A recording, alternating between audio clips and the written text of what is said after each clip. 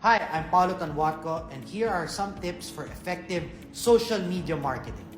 First of all, you've got to know your target audience. You've got to consider their demographics, interests, and likes. Your content must be able to connect with them. Second, you've got to build brand awareness. Remember, quality over quantity. You've got to develop a content strategy that will guide you in managing the right platforms to achieve your goals.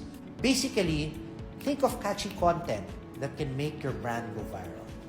Third is you've got to engage with your audience. You've got to spark conversations with them. They should be able to like, comment, or share your post. So how do they do that? Well, you can create content such as live polls, raffles, or live videos. Lastly, you must be authentic. And this is what will set you apart from your competitors. Build trust with your audience and engage with them. There you have it. Try these strategies and slay your feeds. Ready to unlock your online presence?